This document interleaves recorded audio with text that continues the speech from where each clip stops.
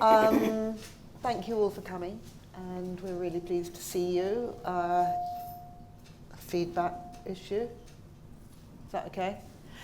And particularly since it's rather early morning, really, for everyone to get here and everything. So I thought I would start by just kind of explaining why I'm talking to Carol, really. And that's because I edited Vogue for 25 years, and Carol was my jewellery editor. And when I got to Vogue, there wasn't a jewellery editor. But my publisher decided that because jewellery advertising is very lucrative, the big brands like Cartier and Tiffany and De Beers and whatever could spend a lot of money on the magazine, that we needed to take a more grown-up approach and less ad hoc approach to our jewellery and actually get somebody involved who knew something about jewellery. So enter Carol, who's taught me so much about it. Shortly after I joined, I did an interview in some newspaper or other where I said that actually I didn't really own very much jewellery myself. Next thing I knew, the managing director of Tiffany had marched into my publisher and said that how could somebody like this be in charge of the magazine, and if they didn't do something about it, she was going to withdraw all the Tiffany advertising. Anyway, luckily I remained, and so did the advertising, but that's not a mistake that Carol would ever make. So I really, and I'm not just saying this, I've actually done a quote on the back of it, think that Carol's book, If Jewels Could Talk, is so interesting because it makes you look at jewellery in a completely different way, not just as a way that we adorn ourselves, but really as part of the society we live in. And I can't put it better than she's put it herself. I'm just going to read a tiny bit of her introduction, which I think sort of sums up her attitude. Not everyone is convinced by jewellery's important function in our lives. Indeed, humans' need for adornment does seem inexplicable on the face of it. But I believe that fundamentally we wear jewellery because we are human. Jewellery plays a part in our elusive search to keep fear at bay and feel whole, and there's no doubt we're attracted to the sense of permanence in a jewel, which lasts long after we have departed. In that way, at least, we leave a mark on the world and something of ourselves behind. Objects can relay our story long into the future.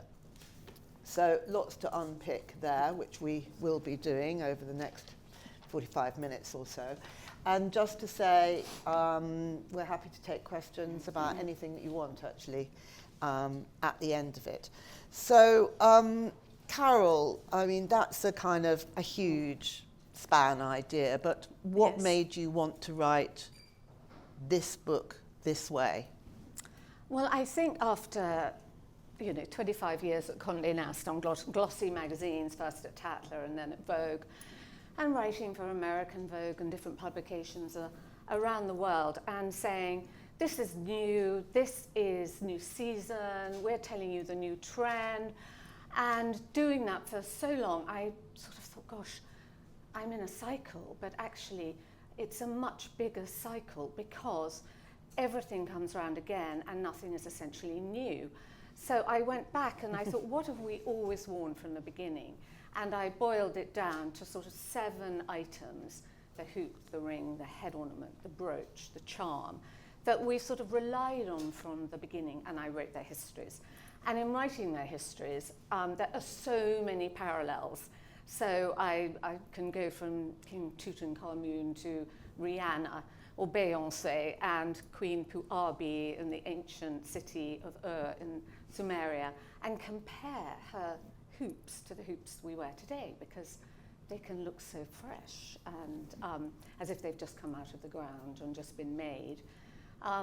So that's essentially why I wrote it, and I've been thinking about it yesterday, going to so many talks that some of you might have gone to, and how we're talking a lot here about how literature informs us of the world around us. And I would argue that long before literature did that, jewellery was doing it. There are some small drilled perforated beads that are dated from 70,000 years ago that were dug up in the Blombos caves in South Africa.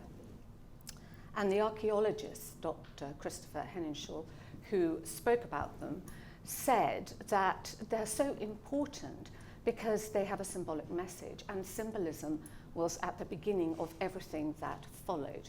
So it was before cave paintings, it was before ornaments were created, it was before communication or literature, long before, and any other sophisticated human behaviours. So it was the very beginning of organised human behaviour.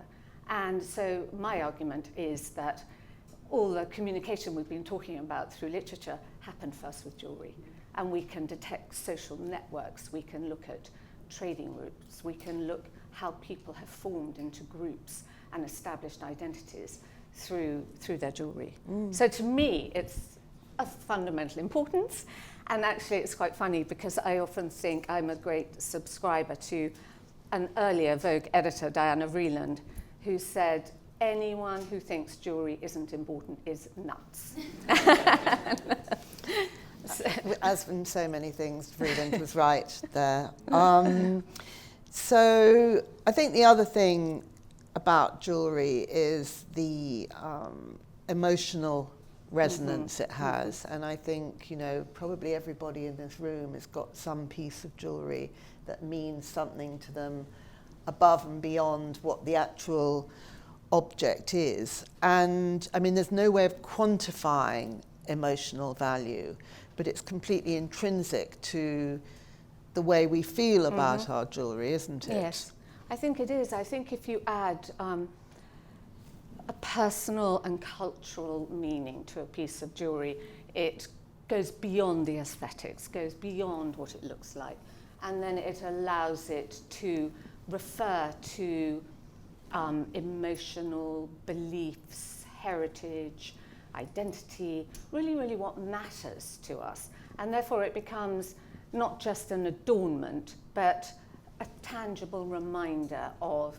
personal connections and things that really are important, and be that religious beliefs, close personal friendships, a fear of the unknown, anything that binds us to something. And I think in that way we're just like our ancestors, who probably looked out in the dark and they might have been fearful and frightened of predators and disease or snakes, and we're fearful of pace of life. Too many emails can seem stressful and trigger us, or travel or high speed of life, and so our tangible talismans and amulets mean the same to us, I think. And it's interesting how I think about sort of jewellery and migration and immigration, and so often you read stories of people when they're fleeing from somewhere, where the women, for instance, have got the jewellery sewn into the hems of their dresses, and if they can't bring anything else with them, they will bring some pieces of jewellery, and that's partially, I presume, as a kind of currency, if needs must, but also it's a way of bringing a connection that's very portable, because that's the thing about jewellery, literally you wear it, it's on your body, so it's not like very intimate. It's very intimate, and you can carry it easily. But I mean, there are many examples, aren't there? I know that when people were fleeing, the Jews were fleeing the pogroms in Russia, many of them have bought their jewellery, for instance, with them. Totally, and I think it's so relevant now when you think that so few of us land up living where we were born.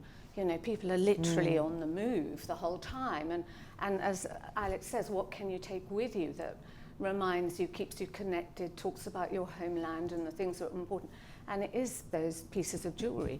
And I thought about it a lot with the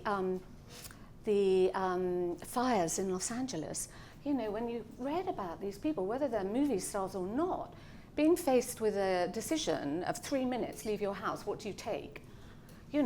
I would pick up my dog, my phone, my passport, and some jewellery. And I wonder how many left with just items of jewellery, because that's what meant something to them. And as you say, there's so many examples of Jews fleeing Europe and diamonds in the lining of their coats to survive on, or to be presented to loved ones, hopefully at the end of the war. The Russian emigres, I mean, I believe a lot came on boats, arrived at Southampton, got on a train, arrived at Victoria, and there was a pawn shop opposite the station of Victoria, and that was the first stop. Yeah. You know, it was all that stood between them and starvation. And in a sort of grander way, even Prince Yusuf, who was one of the richest, grandest families, all he took was a few of his jewels. A lot remained hidden within his palace in St. Petersburg, which were then found by the Bolsheviks and sold off or destroyed and broken up. But the bits he had, that saved him. He had a Polar Star diamond of about 42 carats, and he kept sort of leasing it, you know, for money, and eventually he sold it to Cartier. But that's how he and his family survived. Queen Mary was a big recipient of some of the Russian jewellery, because she was a cousin of Tsar Nicholas II, and she wanted to buy back her family's jewellery and keep it within the family. And she also happened to be a magpie and loved jewellery, and it was her hobby, having things reset and rejigged at Garrard. But nonetheless, it meant something to her to have those family jewels back in the fold.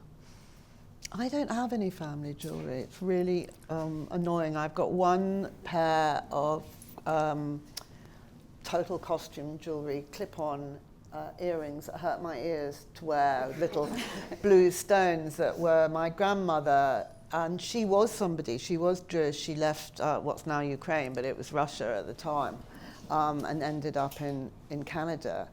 But somehow or other, no jewellery. Well, I don't know whether she ever had any jewellery, but anyway, we don't have it. Do you have any family jewellery? No, and I feel a complete fraud, actually, because I've written so many times about the hereditary aspect of jewellery and how it is made to be passed on, and you should wear it, and that's part of the closeness to, as I say, to personal relations and family. And then my own mother died about a year ago, and I was actually rather relieved that she didn't leave her engagement ring to me. She left it to my daughter.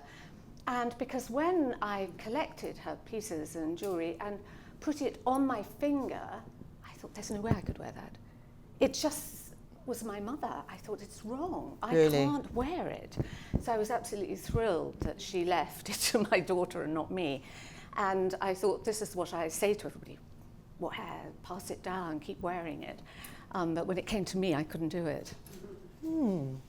I was rooting through my mother's jewellery. She's 98, so I was rooting through her jewellery the other day. Not putting your name on things. With my eye on what might come my way. I think one of the interesting things about jewellery is that people notice your jewellery when you're wearing jewellery. It's a bit like shoes. I've always thought that shoes are worth spending money on, because people often won't look you in the eye, they look at your feet, and then they can say something nice about your shoes to you. And it's the same with jewellery. And a friend of mine who could easily be speaking here, she's a historian, and she writes books and goes to festivals and talks in here and very often America. And she always says brooches, or pins as the Americans call it, absolutely key for a book signing, because it gives people something to kind of relate to when they come up to her and they can say something about her pin. And you will notice I've got well, a pin on here. They are conversations. Yeah. They're total conversations. I mean, if you're stuck at a party, I mean, literally, just say to somebody, I like your ring, I like your earring. There's always a story. Yes. On my honeymoon, we went to Sri Lanka because I'd always wanted to go to a tea plantation, and we stopped and he bought me this, or there's always a story. And so I say they're real sort of conversation icebreakers. And actually I wrote in Vogue, I don't know if you remember, I was at a party and talking to an actress. Yeah, I was going to ask you about that. Laura Pradalska. The Game of Thrones. Game of Thrones. Yes. And she said, I'm engaged. So of course I said, jewellery is my thing. Where's your ring? And she showed me this diamond, and literally I nearly left the party in tears because she told me the backstory. And it was exactly as we were just talking, a family of 120 members, and 4 survived the war. And her mother was taken into camps, into Auschwitz, and a cousin had a diamond, and he was going to give it to her on the birth of her first child. And he survived by joining the resistance, hiding out in various places. She survived amazingly and was helped by the Red Cross at the end, rags and virtually destroyed. And he did find her and present her with this diamond. And Laura then inherited the diamond and had it set into a ring for her engagement ring. And she said, this embodies everything about my family and what they've been through, and the bravery and the hope to survive and the love. And, it was incredibly emotional piece. And that was just from a flippant, shows your ring then. And so there's always something. And as you say, because it's so intimate, you get a snapshot of something that means something to that person, that unveils a little bit about them. Absolutely. More than sort of, where does your skirts come from? And they might say Zara. Although I was at Vogue for all those years, for me, I was sort of saying, jewellery is more important than fashion. Yeah, well, we're going to go on to jewellery in Vogue in a moment, actually, because I think it's quite interesting, the sort of relationship fashion magazines to jewellery. But just for now, I was really interested in what you wrote about rings, and we think about rings as being mainly celebratory, sort of markers of a celebratory occasion. But there are mourning rings as well, and something I'd never heard about, which I thought was amazing, was cremation rings. Can you imagine? It's kind of macabre. Instead of wearing your mother's ring, you have your mother turned into a ring, which is kind of a very bizarre thought. But I think there's been a very sort of strong history of the idea of mortality has been a theme in jewellery. I mean, you look at the ancient Egyptian scarabs and the idea of rebirth and wanting to get to the afterlife. And then it was in about the sort of 18th century where the idea of mortality morphed with the emotional process of mourning. And rings began to be created in black enamel or bog oak to donate the black, maybe with the initials or cipher. What to donate the black? Bog oak. What's bog oak? Bog oak. Oh, bog oak. Yes. Sort of fossilized oak, and so it's black. So you have that sort of black appearance. Maybe initials in gold, the cipher of the person who died, maybe a motto. But more than that, they were sort of very allegorical, because you would have maybe a funerary urn, a broken Roman column, a stream donating the everlasting, a weeping willow, pearls for tears. And often they felt the deep connection with the person who died was hair. The hair was the closest they could get to that person. So there was a huge industry of hair ladies who were sort of going around finding hair, buying hair from people, because you needed it from the living. Hair from the dead is too brittle to weave and thread, and they'd make, maybe a weeping willow would be made of hair. Wow. And I mean, that seems quite That's macabre recycling to for us. you, isn't it? But now, because we've got different technologies, and basically diamonds are carbon, they can take the ashes of people and extract carbon from it to make a diamond. And I did actually meet someone who had their mother as a diamond. And I think that's amazing. It's really creepy, actually. I think it's really creepy. So I think it depends how much carbon is in the ashes, and you might need carbon from the hair. And there was this whole process, and that happens now. So we think the Victorians are odd, but the Victorians would look at us and think we're very strange. Queen Victoria, of course, was a great sentimentalist, and she had a lot of mourning jewellery made of Prince Albert and John Brown. When John Brown died, you know, her manservant who she really loved. And I think to show how, to talk about that sort of tangible feeling that we have and how the jewel can really symbolise your attachment to someone. I found this story by someone called George Peel in 1888 who'd been visiting the renovation of the Duomo in Florence, and he recorded the story of seeing a carriage pull up. Queen Victoria was in it, and she sort of fumbled away, and she held something up at the moment of the unveiling of the Duomo, and he asked her lady-in-waiting subsequently what was happening, and she said, "Oh, it's a miniature of the Prince Consort that she wore as a jewel."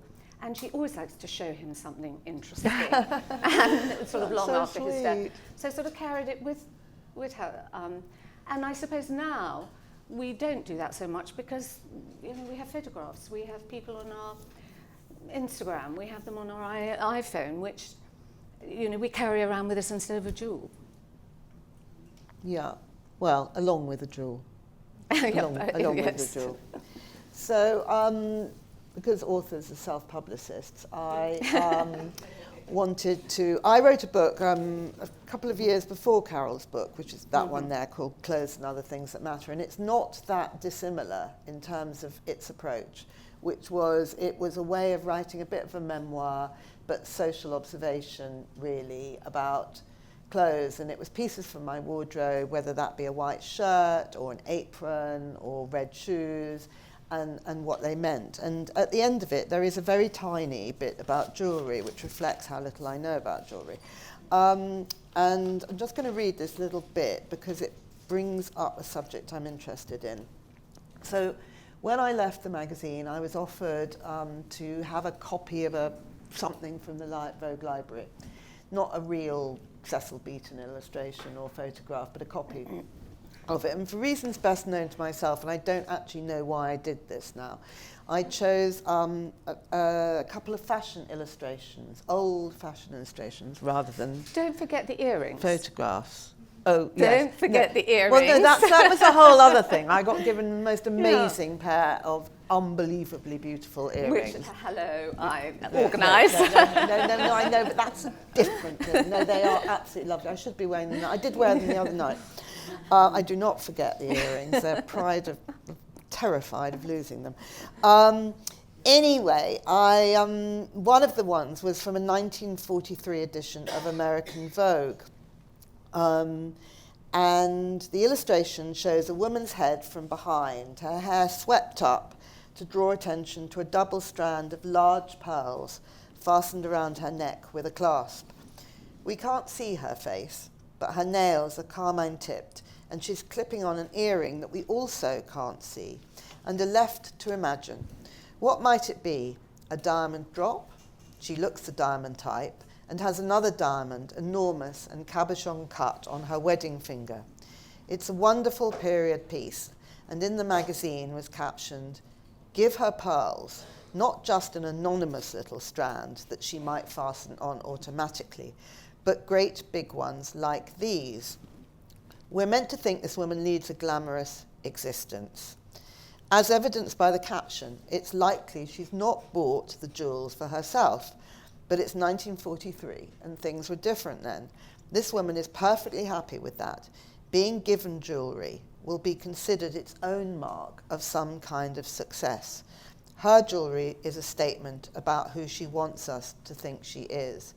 So what interests me about that is two things. One is now the shift towards, as well as jewellery being a gift, women buying it for themselves as a kind of self-congratulatory statement about quite often professional success, or even actually when they're thrilled to get out of a marriage or something, they buy themselves a piece of jewellery. And the other thing is the notion that then it was a kind of success to be the kind of woman who a man would buy a big piece of jewellery for. And I wondered sort of what you think about jewellery and how times have changed in that way of reflecting sort of women's roles in being gifted jewellery and buying it? Yeah, it's very complex actually, because I was thinking about this recently. I don't know if you all noticed, there have been some sort of high profile engagements and marriages. Lauren Sanchez with Jeff Bezos, and she had a nearly 30 carat diamond, and I thought, now what's that about? Taylor Swift, you know, again, a massive diamond. Now, this is really sort of retro, I think, because you can't wear that kind of thing all day. It shows you're never going to wash up. You can't really go shopping. It's not, an engagement ring, I think, is meant to be pretty robust, so you can wear it in different situations and you wear it, hopefully, forever. Whereas that sort of diamond, you can't, because it's quite clunky. You couldn't get a keyboard. So I began to think, actually, that's going back to really a form of status. And I'm marrying someone who can give me that kind of ring that very few people in the world can afford. A little aside here, actually, is I did have a role to play in Taylor Swift's engagement. And this is because about 4 days before the engagement was announced, an American journalist went on social media and said, oh, I've just looked at Travis Kelce and Taylor Swift on what's it called, New Heights, the podcast? Anyway, and why have they got Carol Woolton's book, Vogue the Jewellery, on the shelf behind them? So I said, is it there? And then she did a picture and sort of circled it. And 3 days later, engagement announced. So all I can think is they were flicking through Vogue the Jewellery, and definitely she looked at the Elizabeth Taylor page, I think, with this shocking great diamond. But I sort of thought that was, a kind of throwback when actually we're all sort of living different lives where we don't have that kind of lifestyle, where we're sort of dressing up and wearing these sort of pieces. So I found that quite interesting. Very, very interesting. My other thought about it was, in the height of the Me Too movement, I felt that jewellery being bought by women took on quite a look of armour. It was quite spiky and quite fierce. What, literally, the way it was like sort designed? of long finger rings, sort of like a sort of, almost like an archer would wear in medieval times. And it was sort of quite fierce. Almost, I thought that something could be used as a weapon. And I sort of felt that maybe this was all the idea of protection and strength for women on their own in the Me Too movement as a statement. So I thought that was quite interesting. But of course, talking about the ultimate democratization of jewellery from women wearing these very grand pieces and only the aristocrats having tiaras and other fine jewels, when costume jewellery came in, and actually Coco Chanel was, we can't underestimate actually the importance of Coco Chanel and Elsa Schiaparelli, because they really championed costume jewellery. Not necessarily as something cheap, not as something sort of more affordable than fine jewellery, but as a style statement, an alternative, because up until that moment in about the 1930s, it was real fine jewellery or nothing, really. And they gave women an alternative. And so all the girls who were sort of beginning to be independent, getting jobs after the war, actually were earning money. They had enough money, they could go into the new department stores and buy themselves some costume jewellery for $5 or something. And there were better technologies, there were faux pearls coming in. And actually, the girls on the subway going to their jobs every day weren't looking that different to the grand women in their Newport cottages or mansions.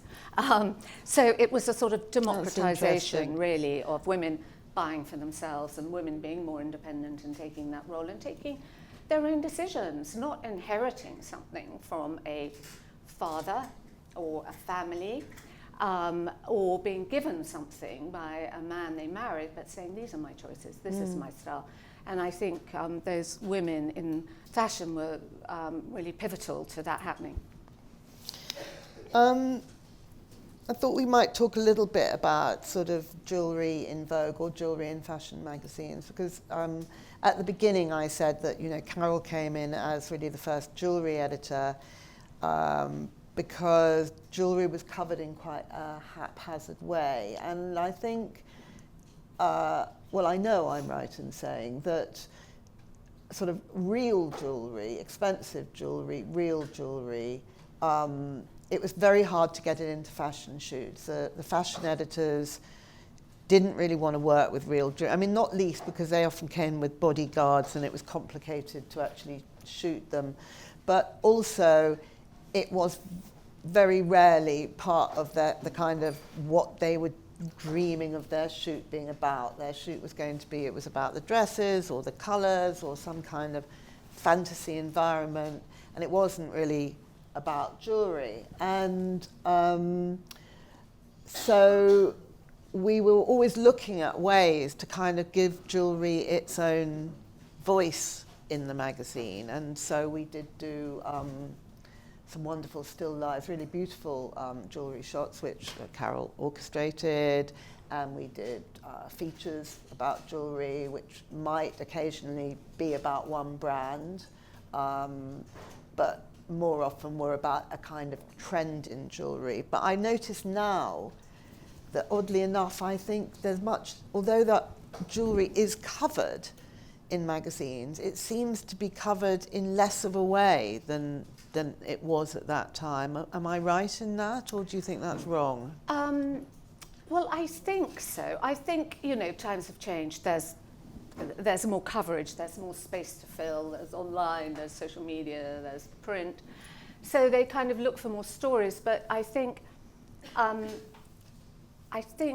really how we used to do it was, I like to think, taste-making and trend creating and being slightly ahead of the curve and saying, this is what is about to happen and this is probably how you should wear it and this is what will be. So I think sort of creating styles and trends and looking out and being out there to see, because there's always something in the air, something happening, something you notice. This might be coming through from different designers, different materials that suddenly you're noticing, yes, no, I've seen this before and what's happening here.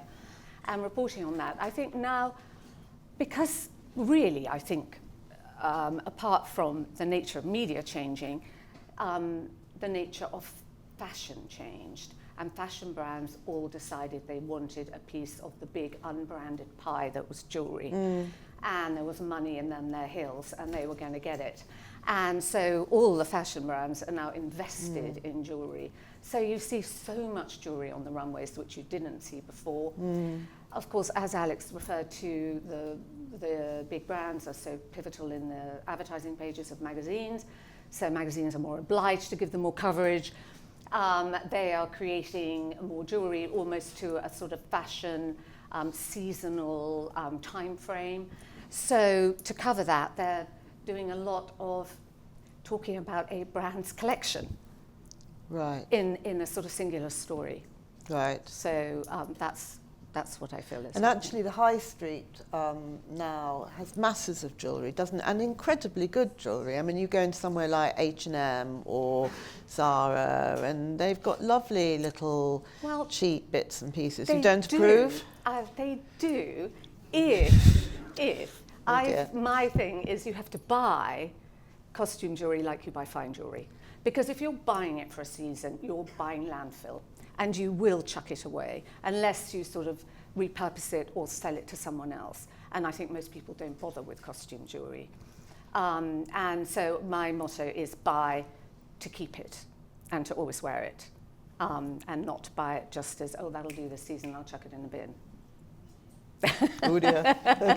Okay. I'm a big, I'm going to go in and that looks so nice, that kind of tier of little hoops and then I'll lose one. And Yeah, no, I mean, you're absolutely right. And actually talking about that, the other big difference is, and I can't get my head around this, but, you know, I remember when Natalie Massenet came into Vogue and she was working as a junior on Tatler, and she said she'd got this idea for selling fashion online and, you know, not just basic white t-shirts, but expensive clothes online. And we all thought she was barking mad and it was never going to happen. And hey presto, net-a-porter. And she changed, you know, the way that luxury fashion and indeed all kinds of fashion has sold. But now people buy whackingly expensive jewellery online, and I just can't imagine. I mean, how do you do that? How do you spend thousands on a piece that you've bought online? And I know people do. They buy it on Instagram. They buy it off Instagram pages. I think, particularly at the high end, if they're things that are quite rare. Actually, in lockdown, there was a Tutti Frutti, a classic Cartier 1930s ruby, emerald and sapphire bracelet in the sort of carved leaves design. That was sold online for like 1.2 million. But those collectors know what they're looking for, they know what's rare, and when it comes up, they think, yeah, bingo, I'm going to have that. Sight unseen, whether or not they've tried it on, and some of the big antique jewellery people like S.J. Phillips or Wartski, again, if they show something on their Instagram page, they'll sell it straight there. Because people are looking, there are a certain amount of people who are looking and collecting. So that will mainly be people who are very invested in collecting jewellery. It won't be just a sort of wealthy Saudi princess who thinks she's going to pick up a nice bauble for 50 grand. No, wealthy Saudi princesses, the brands will go to them. They'll pick it up and they'll go and take it. And so all those jewellers really travel a lot. Oh, really? Yeah. They'll travel and go to all sorts of places to tempt, to show, or they fly their clients around and take them to different places and sort of, we're having a party in Spain and Seville, we think you'll enjoy that. And they come and sell jewellery at the same time. Talking about sort of amazing jewellery, you were telling me about the Early tiara. Yes, and that's coming up at Lion & Turnbull Auctioneers, and and this is what I really love about jewellery, is how it answers questions for us, like we can track certain stones, and as I said earlier, global networks, social networks, where stones come from. So it answers early questions about how things got around. For instance, like the ancient Egyptians, where did the lapis come from?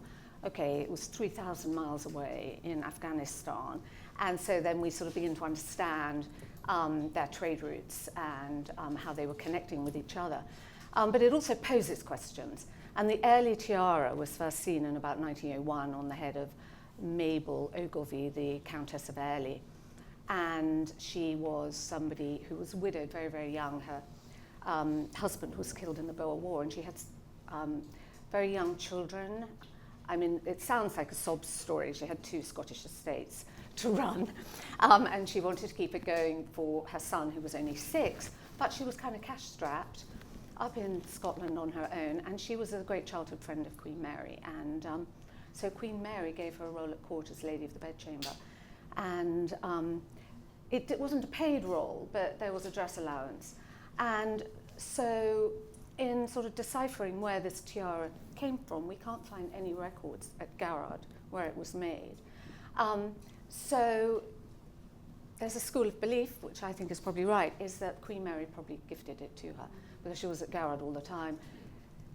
Mabel would have needed a tiara in her role at court and etiquette, and was probably gifted it by Queen Mary. She actually looked very like Queen Mary. There's a de Laszlo portrait of her looking very shimmery in sort of silks and very grand with high grey hair and very much in the manner of Queen Mary. It's interesting the sort of the role of the tiara, isn't there? Because there is that thing, tiaras will be worn, that can be done on very formal invitations, and why it should be the tiara as a headdress that is such a kind of symbol of status. I guess it is literally the height. It's the height. Also, you have to behave very regally in one, actually. Have you worn one? I have for kind of a white town tiara party, Elton John, you know, everyone wearing a tiara. But As you do. I've had Julian Fellows on my podcast talking about the jewellery he used in Gosford Park and Downton Abbey. And he said he likes using real jewellery because it changes the actress's performance. Because if they've got a real tiara, you have to walk slower. You have to do slightly sort of regal movements because you've got to keep it on your head and you're very aware of your posture and keeping it there. So he said where he can, he always wants to have real jewellery because he really feels genuinely it changes their performance, which I think is quite interesting. And you had that wonderful statistic Carol told me when we were talking about this, where she said that in lockdown, tiara sales boomed. I mean, can you imagine people buying tiaras to wear on Zoom calls? I mean, what were they doing?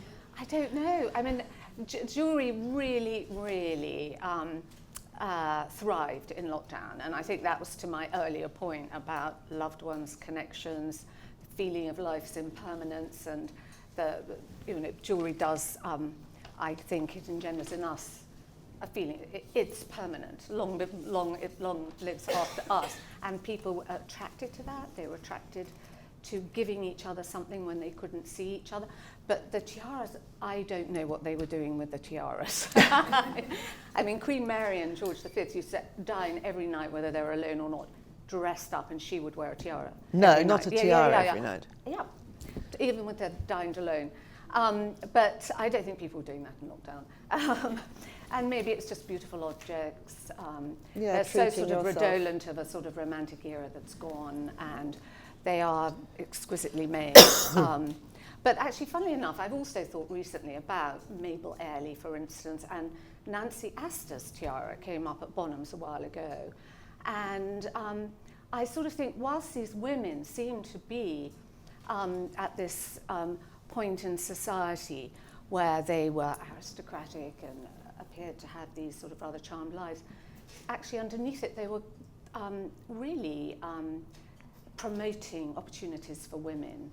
And obviously Nancy Astor was the first female MP, but Mabel Airlie wrote this pamphlet of the right of women, and I found a quote from her saying, women are very responsible, they could do a lot, but everywhere they go, these responsibilities are close to them by men. So they were gliding in their tiaras, but underneath they were working on the rights of women and a more equal society. And just on a sort of very kind of, basic level, would you say if any of us sort of, buying jewellery is a very personal decision. One, different people like different things, suit different things. But would you say now there's anything particularly beautiful or interesting that people should be looking at or thinking about? Well, I think just what speaks to them. And I think this is what's quite good about the fact of magazines changing as the tastemakers. The tastemakers now can be anyone. And it's up to people to find what they want to say through their jewellery, what means something to them. I think they're really significant communicators about who you are. So, and I think as we all dress so similarly around the world, jeans, trainers, the way to make a point of difference, which is back to our ancestors who picked up any talon, tooth, feather to create into an adornment. I think jewellery has two roles, really. One is to set ourselves apart, but the other is to make us feel included in a community, and so we can identify each other. And I think that's to your brooch, actually, Alex, because I sort of wrote in the book, actually, a bit about how we've lost the art of protest through brooches. The suffragettes all wore brooches, so they could find each other, so that you could find people with similar ideologies, and you knew who was supporting the cause. And then you knew who had been force-fed in jail because they wore a portcullis.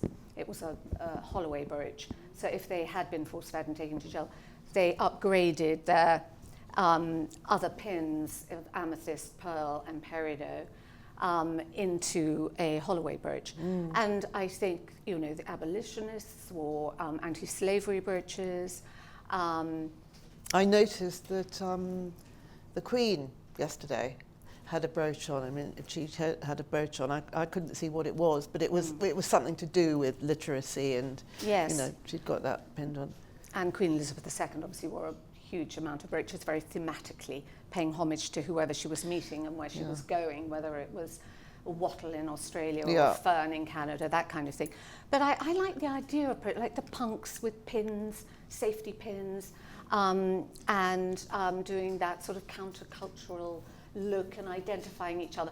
And I think we've got a lot to protest about, and I think we should have a new trend of protest brooches. Of course, Madeleine Albright famously, you know, the Secretary of State, had such a collection of brooches. She had her own exhibition at the Met, didn't she? And there was a wonderful occasion where she went to meet Putin, I think it was, and she had the 3 wise monkeys: see no evil, hear no evil, speak no evil, when she was going to talk to him about the situation in Chechnya, and she did that frequently. You know, she had a serpent when she went to meet Saddam Hussein. I mean, it was so fascinating. Yes. If a negotiation was going slowly, it was a tortoise.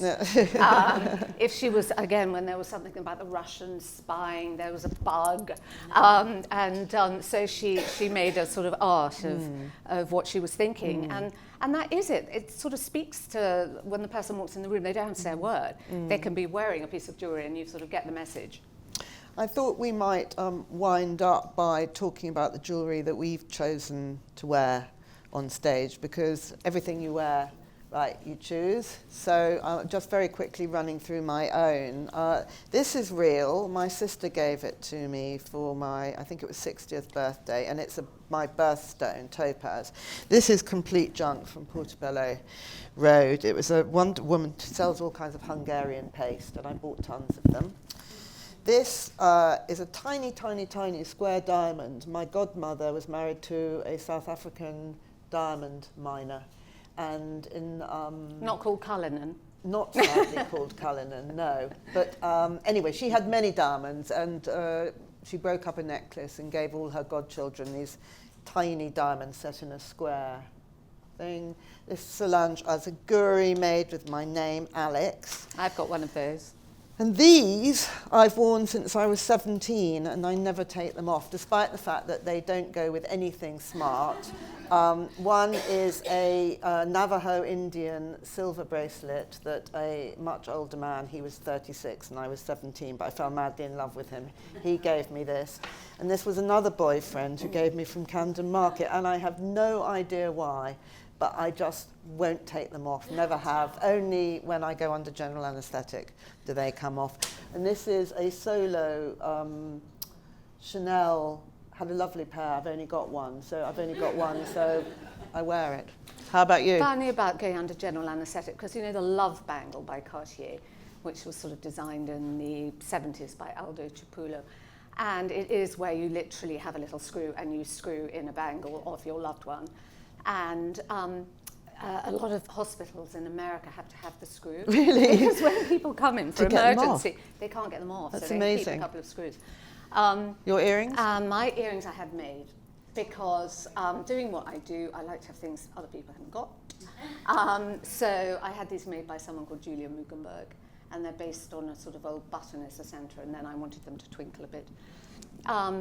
These are very old show me. I wear these. Actually, I do have an engagement ring, but I don't feel we all have to wear our rings all the time. And I just fancy those right now. And this is by someone called Jean Desprez, who was in the 30s. And we were talking yesterday, I don't know if you went to the talk on 1925, and they talked about the Paris Exposition des Arts Décoratifs. Now, years later, that was given the name Art Deco. And of course, there was a whole new style of jewellery that emerged from that moment. They were moving away from the Art Nouveau period of sinuous lines of nature into more geometric, straight lines and different contrasting colourways using different materials. Now, my favourite period sort of emerges on from after 1925. It's 1929, the Art Moderne movement, when there's a group of established artists and jewellery designers who are really seeking newness. And they thought that actually jewellery wasn't representing what was happening and the lifestyles at the time, because they wanted to take jewellery back to the just very simple essence of form. So it really was pared back, abstract geometric shapes, because as there was Raymond Templier, Jean de Cray, Joseph Sandos, and Raymond Templier used to say, I go out on the street and there are all these ideas about jewellery. They're wheels, they're cars, there's motion. So that most of all, they wanted to give their jewellery the characteristic of the machine age and speed that was new. And this ring, for me, is that. Whenever I look at it, I feel excited, actually. I feel like it's something very new and something very modern. And I think for our fast pace now, which is fast in a different way with the sort of speed and computer technology, AI coming towards us. And I've seen a lot of jewellery made from computer parts, but they're not very beautiful. Pixels, jewellery inspired by pixels. But I don't feel we've got yet a style that is recognisable of the time we're living in. And I look forward to that sort of emerging, actually. The clock seems to have gone a bit crazy. I'm not quite sure. Allowing for Q&A. Oh, okay, so it's thing. So we've got a little bit of, no, because I know it started running early and whatever. So we've got a bit of time for a few questions. If anyone's got a question, has anyone got a question in here? People never do, but oh good, well done. In the front. Thank you so much for this fascinating talk. I will have to say that I love tiaras, and I don't know what it is for me. I clearly need to speak to my therapist to say what it's all about. But actually, I'm thinking maybe it's something to do with where I come from, and for a long time having to suppress who I was. Where was that? Kazakhstan. And it's a wonderful country. Everybody should come to visit.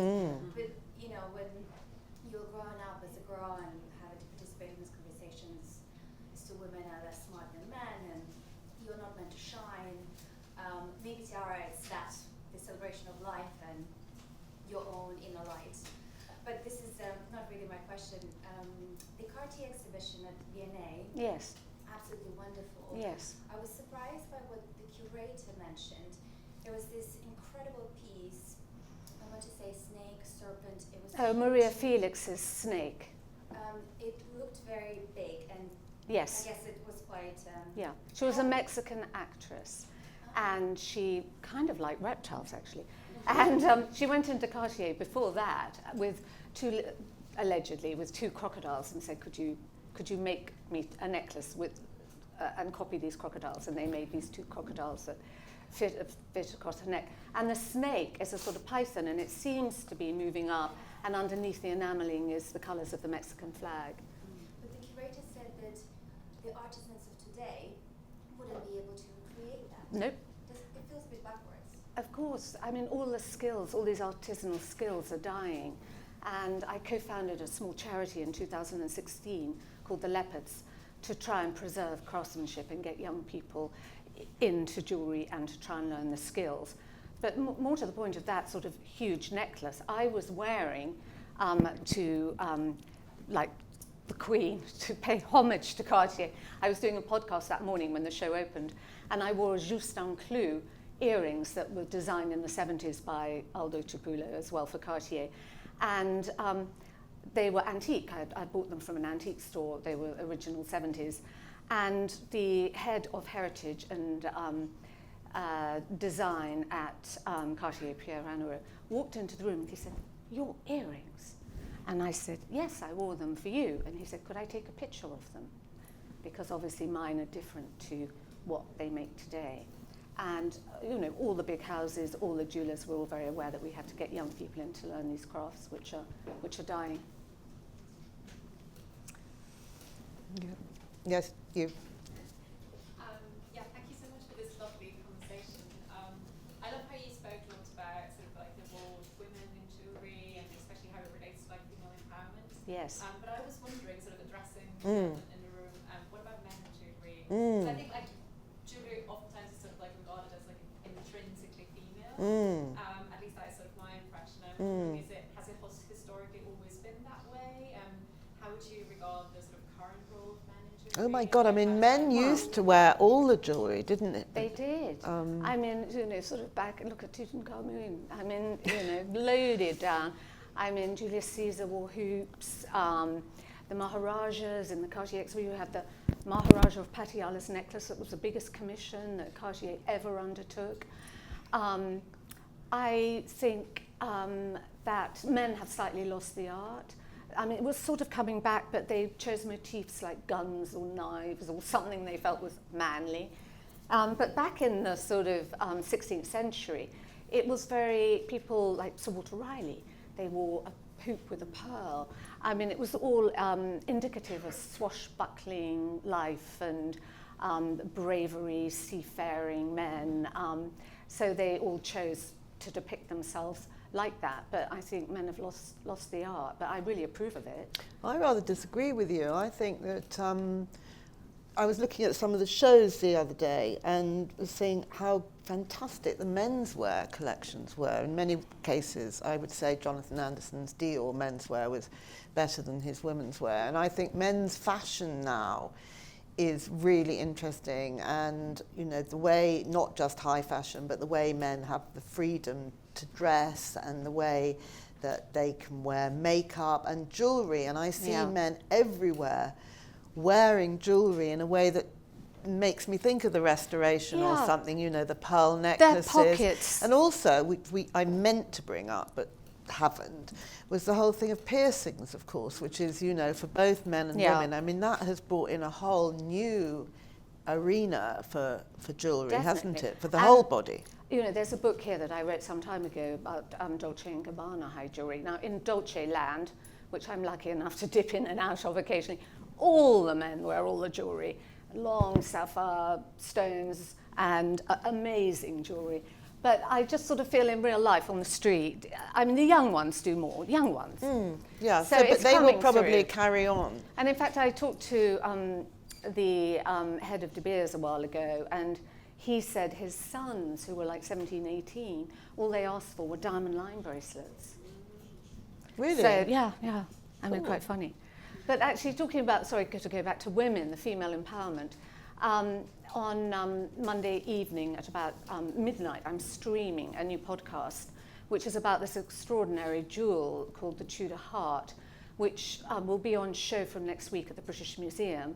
It was only found 5 years ago, and they've spent 5 years researching it to date it to 1518, to Henry VIII and Catherine of Aragon.